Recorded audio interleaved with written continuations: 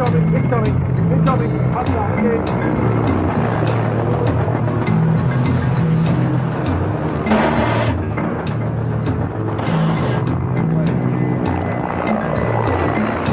Got him.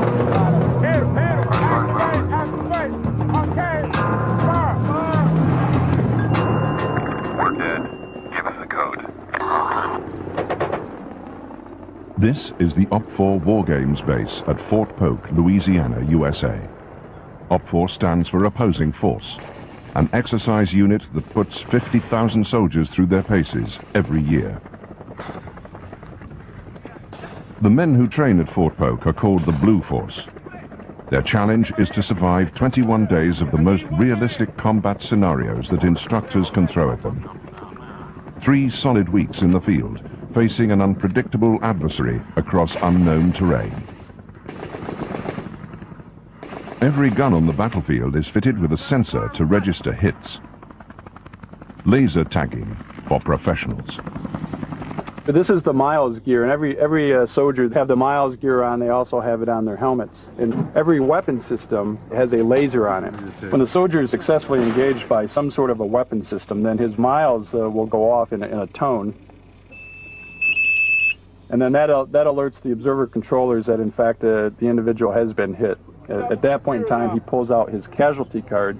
The casualty card may say that he was killed in action, and in other cases, it may say that he was wounded, and then how he was wounded. Then that gives the medical folks a training aspect so that they can use that in their own training as we conduct the medical evacuation off the battlefield. But every system has the laser systems. The Stinger and the Avenger has the Miles laser on it, and when successfully engaged, a tone will go off in the Hind helicopter that will alert them that they, in fact, were shot down.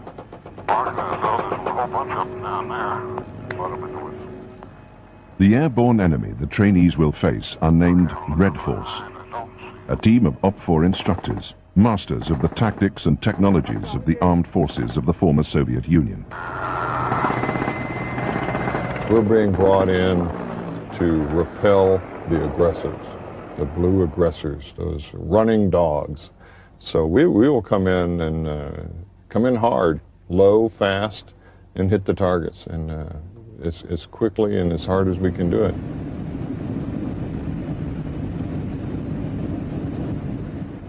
This, by far, is the most fearsome weapon at the Red Force's disposal. An Mi-24 assault helicopter captured from Iraqi troops in the Gulf War.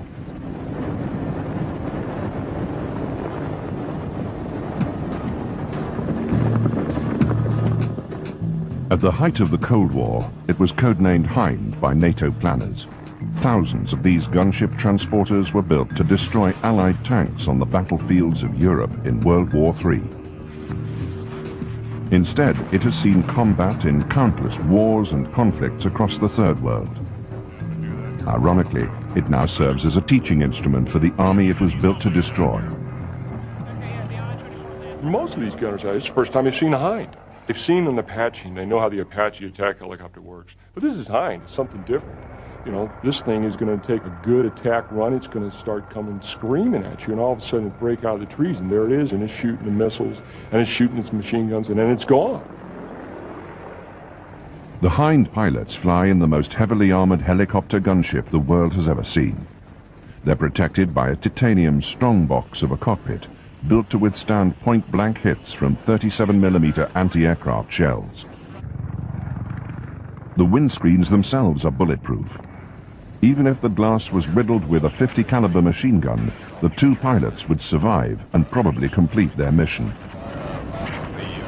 The cockpit itself is a large, roomy cockpit. The switches are simple, clearly marked. It's air-conditioned. It's got a nice fan up in front for airflow, keeping it across your face. And in stress, you like to have airflow across your face. It's overpressurized, and it's chemically and biologically filtered air, so you're in a safe environment till you have holes knocked in it. So it's quite a large, comfortable cockpit.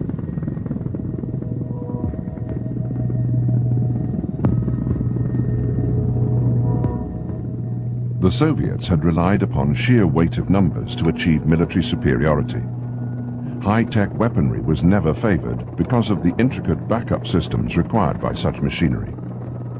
The helicopter the Russians have inherited was designed by the Mill Company and first flown in 1971, and has proved itself to be a highly competent piece of weaponry.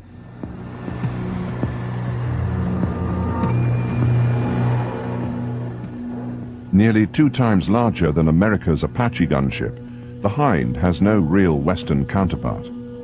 Soviet military doctrine had combined the speed of an attack helicopter with the size of a transporter. The result was a hybrid larger than most World War II bombers, and at 340 kilometers per hour, the fastest military chopper ever made. Faster even than the highly maneuverable Apache. I wouldn't say it's a sneaky type of aircraft.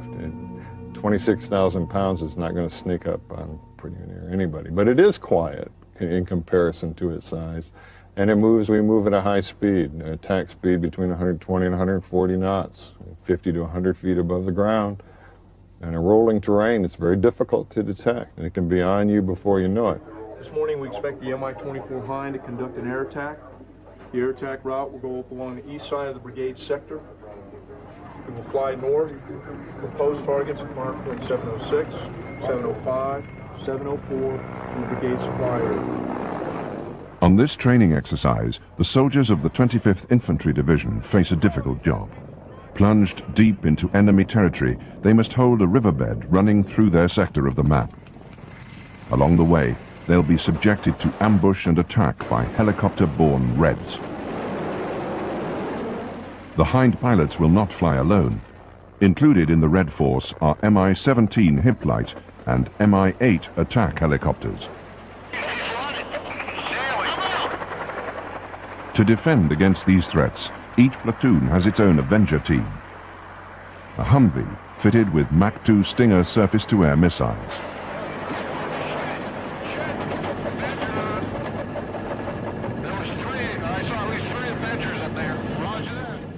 Hind pilots hug the trees, seek their prey, and strike swiftly. This gives each team an average of just 3 seconds to get off a shot. If this were war, these men would already be dead. It's not good enough in our Army just to tell somebody, I want you to do this, and I want you to do it now. You got to tell the soldier why. You know, what's the purpose? What are we doing here? Down to the lowest level. He or she has an idea why we're out here. What's the whole purpose? What's the end game? And then the how is left up to them. And you trust them that they'll be able to apply that how, but it's the why. Again, I think that's probably one of the things that's unique about our Army. This is definitely the most realistic training that I've ever seen in 14 years in the Army. So this is great. In our home station, we really don't have aircraft that engage back at us, so we'll be on our toes as to more of what we're doing. Okay, he got us. OPFOR pilots fly 5 to 6 times daily. For the Stinger teams below, this constant cycle of attack forces them to sharpen their defensive skills to a fine edge. Okay, 27 just shot, 4 more rockets, and 12 individuals getting out of the MIA. By the time our rotation is over, it's almost like we don't want to go out in the box anymore. You get whacked 3 or 4 times a day. Well, you know, we are pretty good at what we do, and to get shot up pretty regular doesn't do a whole lot for your ego. It's a really good feeling when you've gone out in the battlefield, battle area, and you've given it all you've got, and you've flown it to the maximum potential, and you've shot your ordnance, and you still get whacked and shot down. It makes you feel good. It makes you feel real good.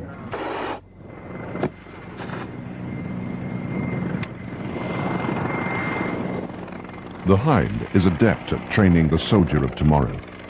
Though for thousands of such machines, their past is anything but a bloodless affair.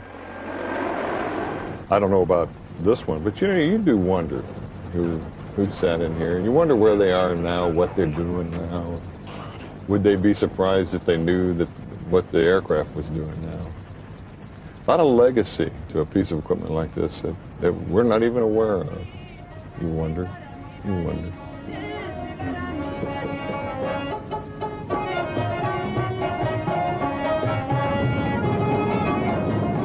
At the United Nations, the Security Council was presented with a resolution calling for the immediate and unconditional withdrawal of all foreign troops from Afghanistan. For the Russians, this was not an invasion, just a helping hand to a nation in need. In December 1979, 2 Soviet divisions entered Afghanistan. The communist puppet state installed by Moscow was under siege from the 7 Islamic tribes of the Mujahideen. The Afghans were incensed by a communist-imposed ideology that denied the existence of Allah.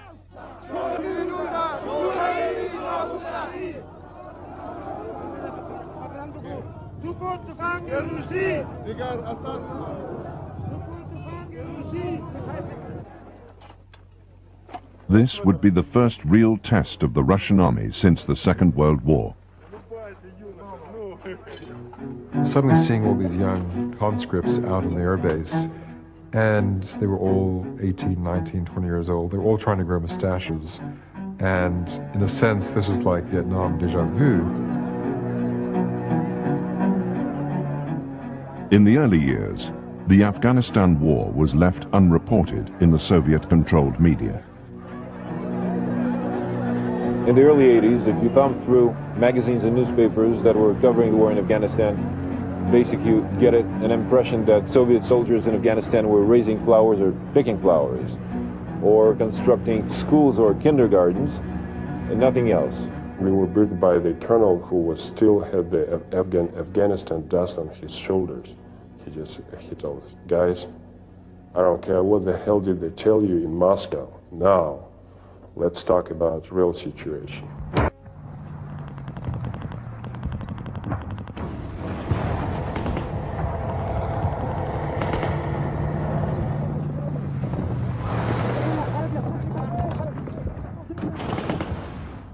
By late 1980, over 100,000 Soviets were fighting and dying in Afghanistan. But when the bodies of the dead returned home, families were told that their sons and brothers had perished in training accidents.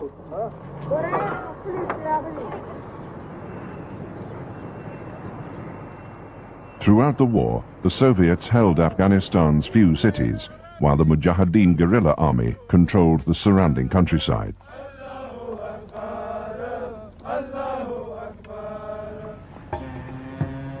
The region is mountainous. Much of the country sits above 3,000 meters.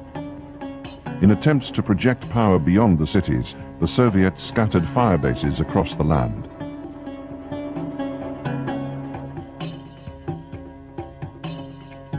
Supply and reinforcement were difficult.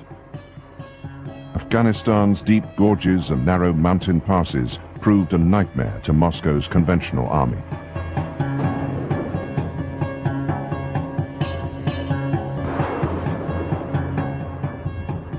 Soviet convoys found themselves under constant threat of sudden ambush by an enemy that was as elusive as it was destructive.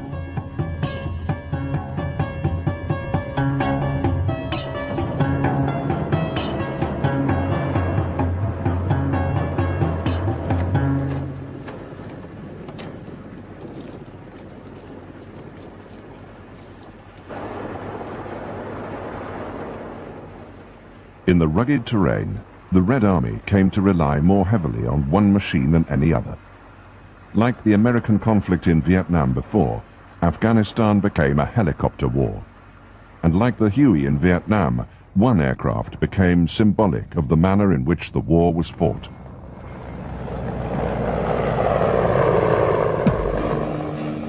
The Hind is powered by twin-turbine 2,200 horsepower engines. Its combat range is almost 800 kilometers. The gunner sits in the front seat and the pilot in the rear. The transport compartment can carry 8 troopers, but is more often used to store extra ordnance. The stub wings add 25% more lift in high-speed flight. reduce the chopper's turning radius and can be hung with 4 32-shot rocket pods.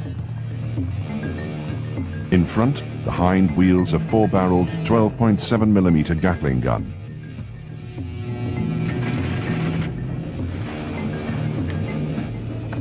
Over time, the Mi-24 evolved into a pure attack gunship.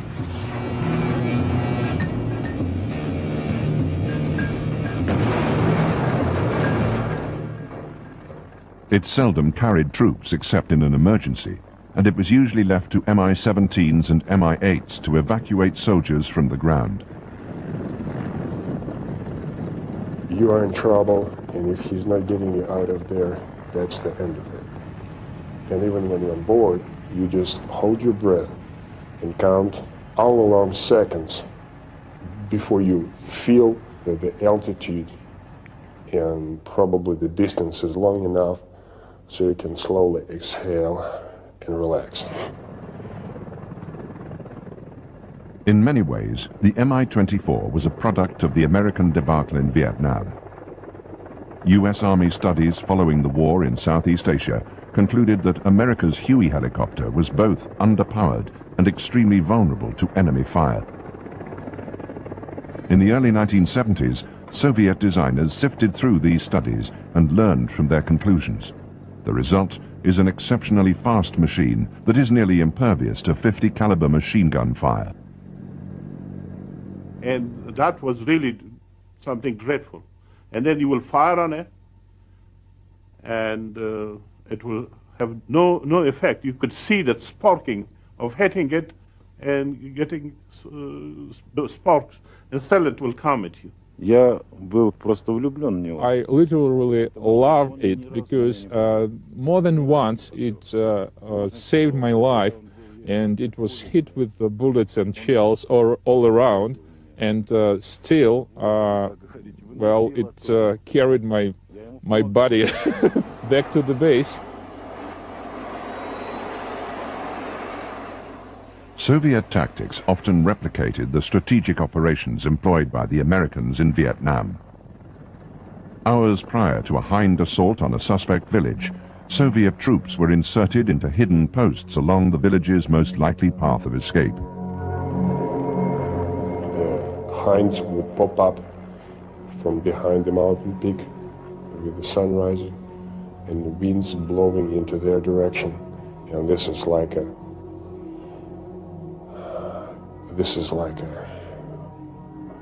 here comes the nightmare.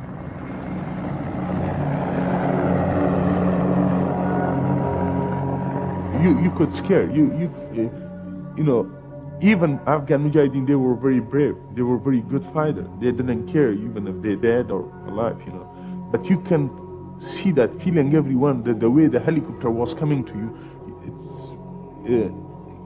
you can get that feeling like, oh, it's something coming to me, you know.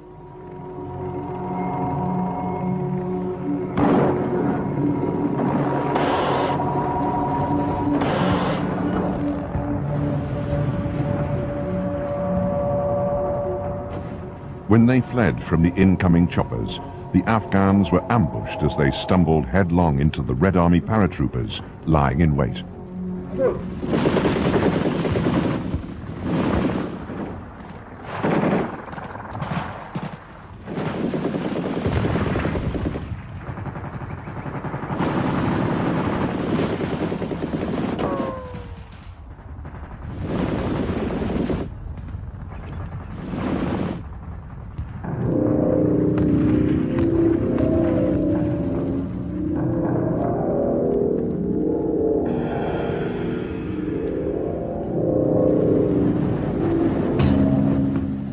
By 1983, the Hinds were roaming over the Afghan countryside, seeking targets at will.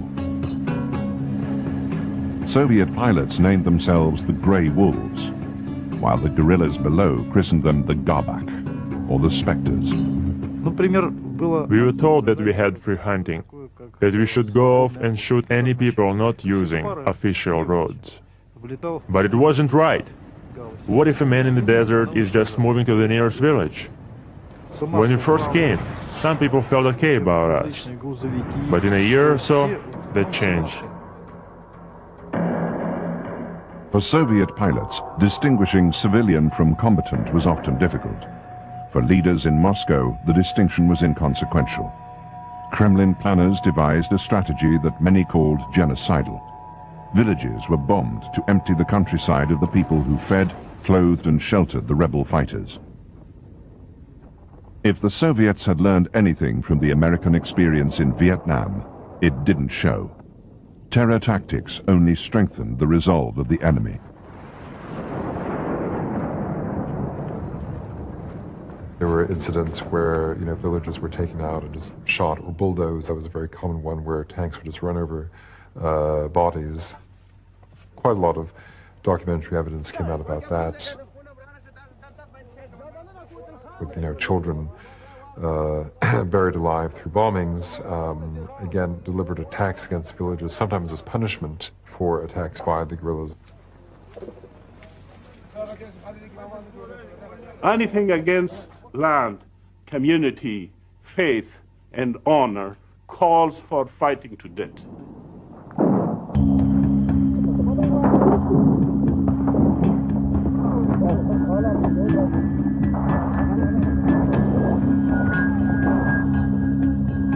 It is in the character of every Afghan. I mean, just to fight. And from the beginning, I had some friends here in the state. I told them that the Afghans will fight to the last man. And they did, and I was not wrong. The Afghans simply became more determined in the face of escalating violence. The Afghans could travel on bread and tea, and could travel for days, weeks, even months on this, very basic form of nutrition, and just seemed to have this extraordinary resilience for living on very, very little. For the Soviet troops, the resilience of their helicopter comrades was fast becoming legendary. Experience, like what do they experience when we were covering our heads under the fire and those guys just sitting in this without anything they can do to protect themselves.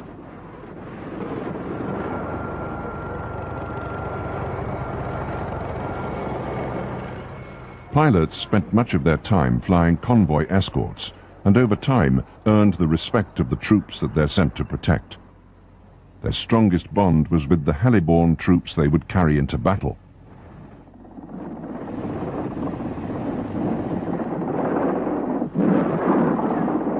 Airborne, it was like between brothers, and I especially respected that they never used their chutes when they were flying us for sorties.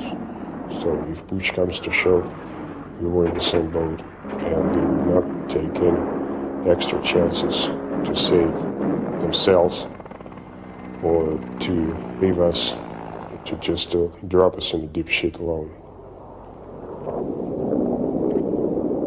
Hind pilots often flew on what they called roadrunner missions. In order to present as brief a target as possible, they'd spend much of their time flying just above the ground, as small arms fire posed little danger to the thickly armored chopper. But by 1984, the Mujahideen had learned a new trick. They took a weapon designed to penetrate the thick armor of Soviet tanks and directed it skywards.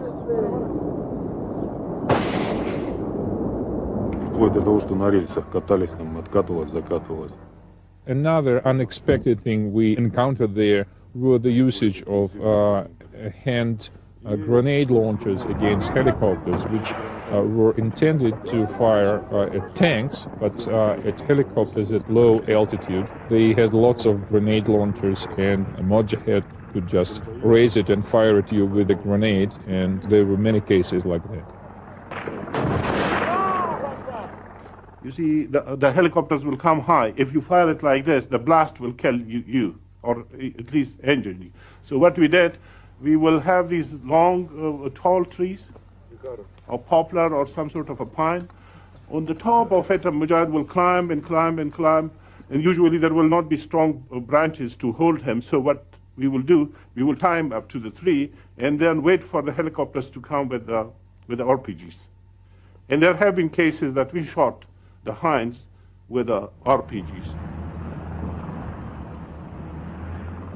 Over time, the Mujahideen, like the Viet Cong before them, learned that pilots notice field movement. Running from incoming helicopters was suicidal. Once the guerrillas stood their ground, it was the Soviets who suffered.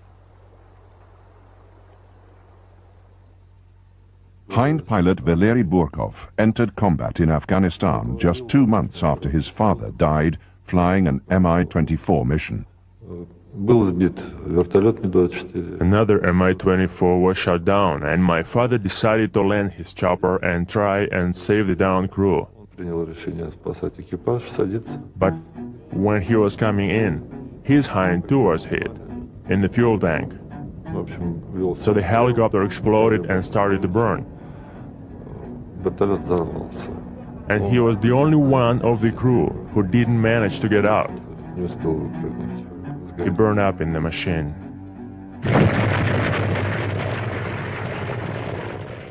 Eventually, the Hind's weaknesses began to show.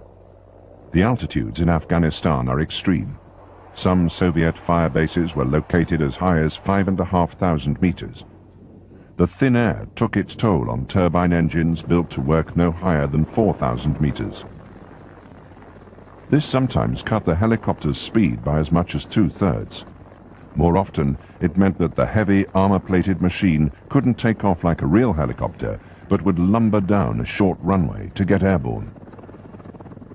When pilots complained, Moscow and the Mill Company took no real action. Russia's idea was always to make more cheap aircraft. The more the better, the cheaper the better. Pilots were expendable. In the Soviet communist ideology, people were expendable anyway. And the most expendable were the draftees in the convoys below. Now, most of these conscripts were non-Russian, ethnic Russian. They tended to be Georgian, Ukrainian, from the Baltic states, Estonians, Lithuanians. So there was a degree of resentment toward the Russians, toward Moscow. Also, most of the conscripts hadn't any idea why they were covering or why they were involved in this war. As I understand, Moscow tried to save more Russian kids because Russian population was not growing as fast as the population of Asian republics. And I think it was a very cynical policy of Moscow leaders. So I think there was a lot of resentment amongst the conscripts. They didn't really believe in this war. For many in combat, this sense of detachment would soon change. For most of the guys, they were more or less indifferent until they experienced personal casualties among their friends or they were wounded. Then, by blood, they were committed to this vicious circle of cannon fodder. Once you lose your buddies, peers, with whom you had a personal experience sharing your life, your service, then you just start from there. Then for you, it's like the whole damn thing personifies in the faces of those who perished. And the revenge is the word. That's it. And for them, there is no difficulties, no doubts. It's as simple as that. They killed my buddy. Now you watch me. I think the fear element had grown. I think also the fear element had grown with the Soviets because word did come back of what happened. And if you look at the Soviet propaganda, which a lot of it was probably not that far off the mark, that if you got captured, they would skin you alive. And I always remember this being one particular element, that they would skin you alive, and it did happen.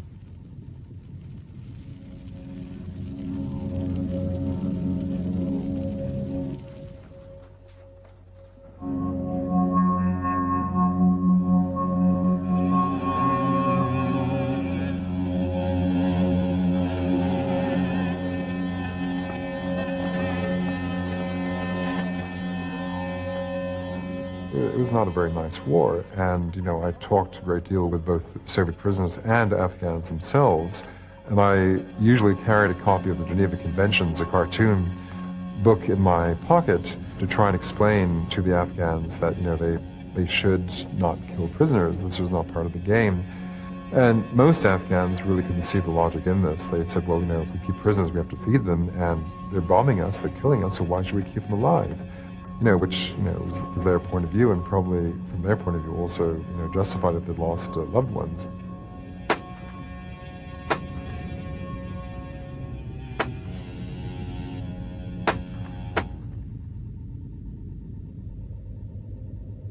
Just to dampen the morale of our soldiers, they would throw the live body of one of our prisoners with his legs and arms cut off and still bleeding.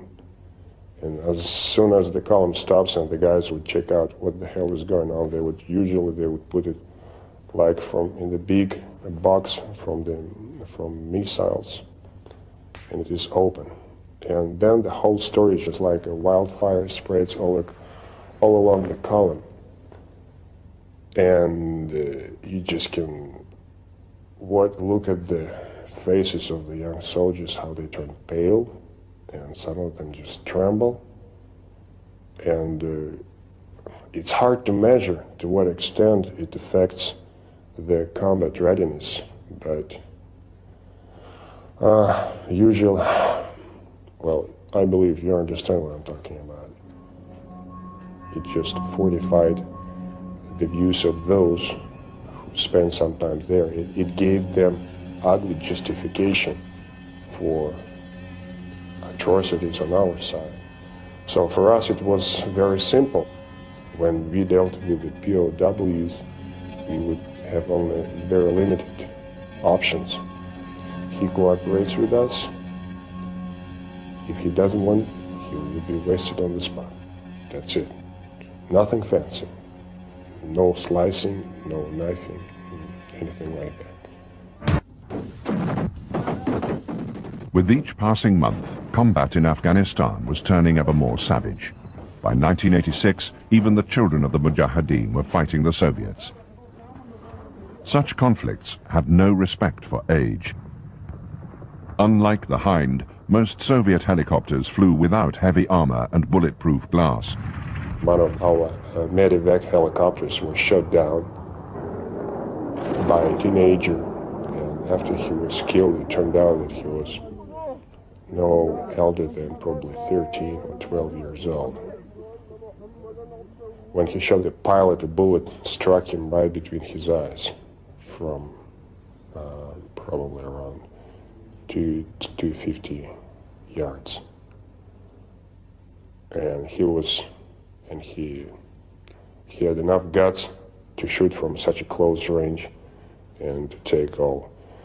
And I'm sure he had a pretty understanding what would happen with him, and he took the risks. So we developed the feeling of just respect to professionalism and to the other side. By 1986, the CIA was supplying the rebels with the Stinger missile. Capable of hitting a moving target 5 kilometers away, it represented a massive threat.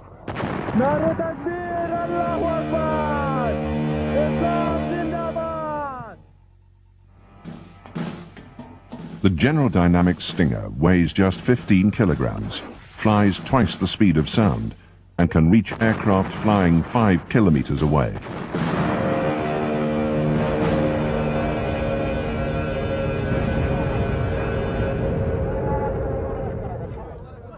There was a perception in the CIA that the rebels were not technologically advanced enough to utilize such a weapon. But the guerrillas were quick learners, and the new missile proved deadly to the Soviet aircrews. One resistance commander remarked, "There are only 2 things we Afghans need: the Quran and more Stingers."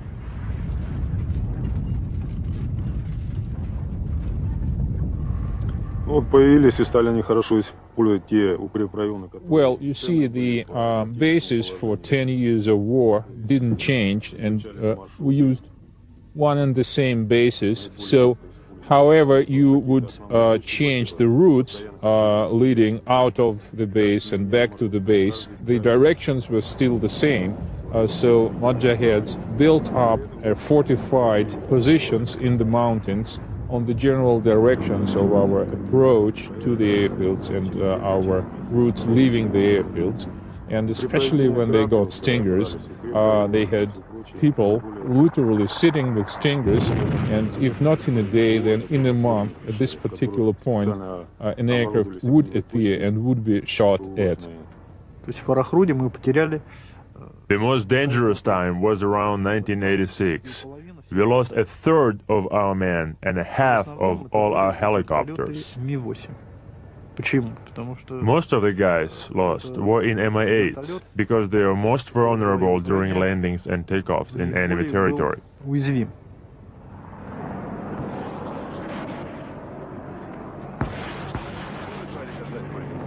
By 1987, flare dispensers had been added to most Soviet helicopters. They acted as decoys to the heat-seeking missiles. Fixed-wing aircraft too utilized this system. Despite this, in 1987 alone, more than 200 Soviet aircraft fell prey to the Mujahideen's new weapon.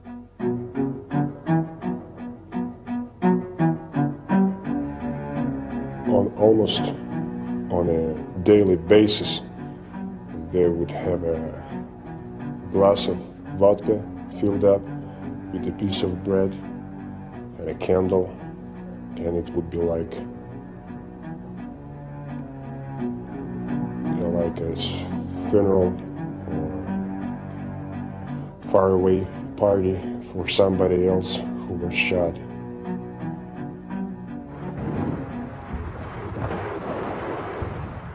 I had the first experience being ambushed, and we had a huge casualty rate, 47 killed, and we had 6 guys who were just bleeding and dying from the wounds, and our 2 medical personnel were killed too. So we didn't have anybody to take care of these wounded guys properly, and we radioed to the base to pick them up.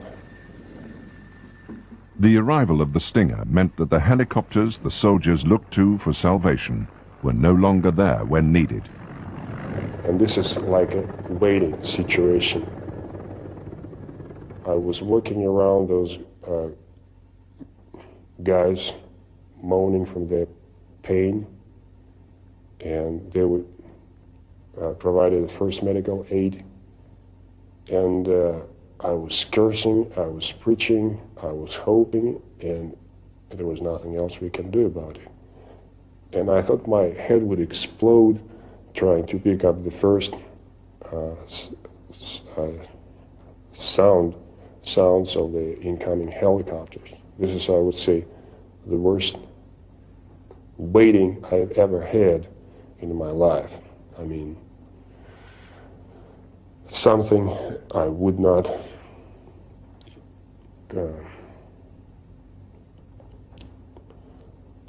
I wouldn't like to have anybody get through. The feeling of the mixture of hopelessness and hope at the same time. Not all of them made it when they landed. I had hard feelings. I was looking somebody to blame, and I couldn't put my finger on somebody or something. It was like, it was as big as life. It didn't work out properly. Birds landed safely, but they were useless because guys didn't make when they landed, and it was, well, everything has to be wonderful and happy and not bloody and stupid, but sometimes you pretend that you can make wonders. but sometimes you realize that you can't do it.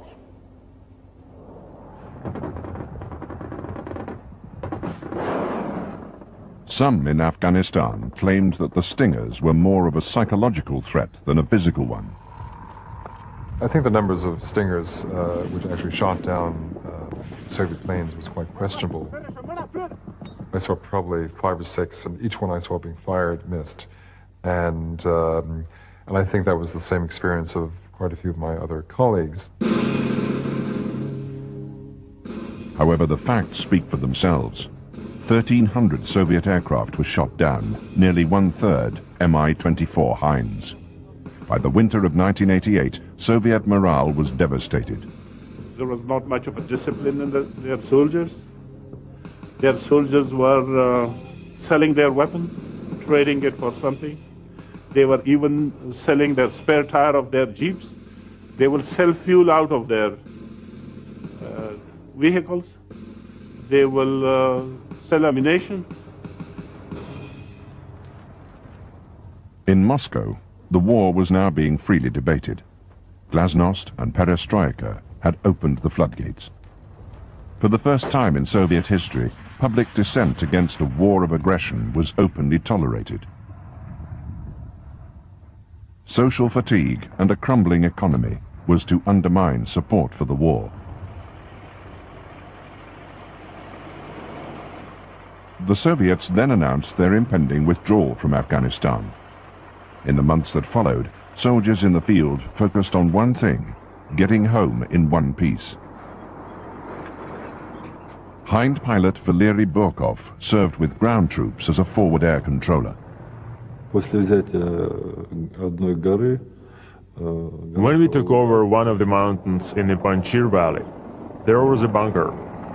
A natural bunker in a mountain cavern at the summit. And when we got up there, I went down to this bunker to look for trophies. It was a position for a high-caliber machine gun. And just when I climbed out with my trophies, I stepped on a mine under a rock near the entrance. It seems it was the only mine on that mountain. So when the enemy left that position, they left just one mine, and I stepped on it and it exploded. Burkov lost both his legs in the explosion. A helicopter carried him to safety, and for this he became a hero of the Soviet Union.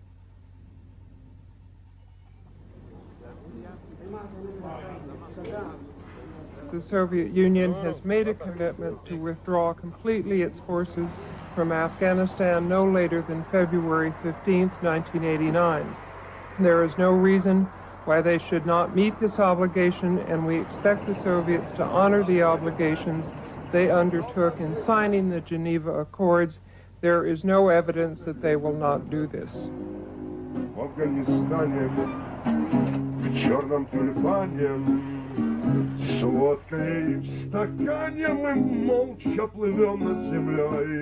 In Afghanistan, for some reason, you immediately became an old man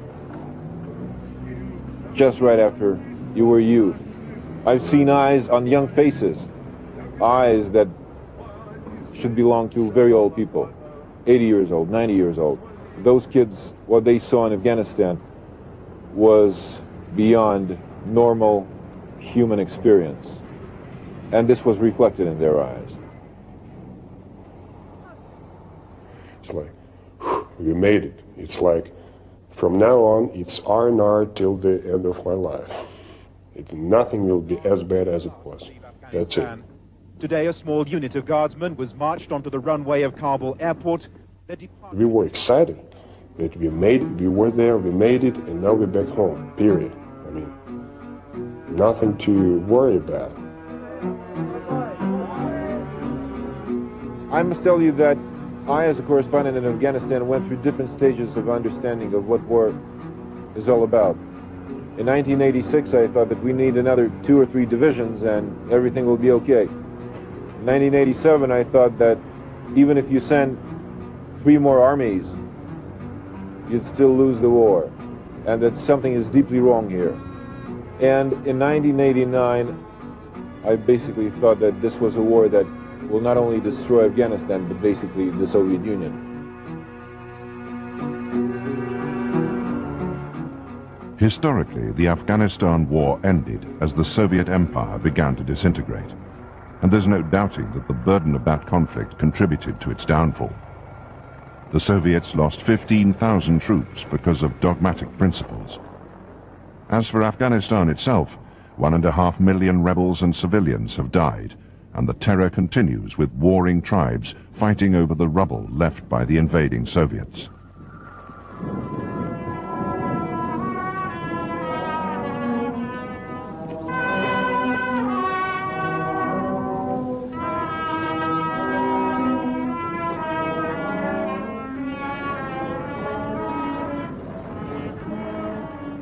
For me, the hind is a symbol of our Afghan experience.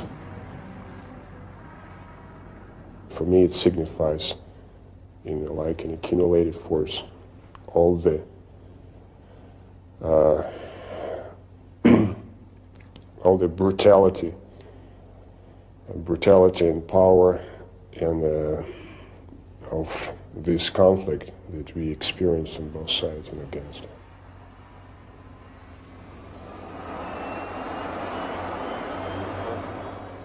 The Red Army and the empire that this weapon was built to serve no longer exists.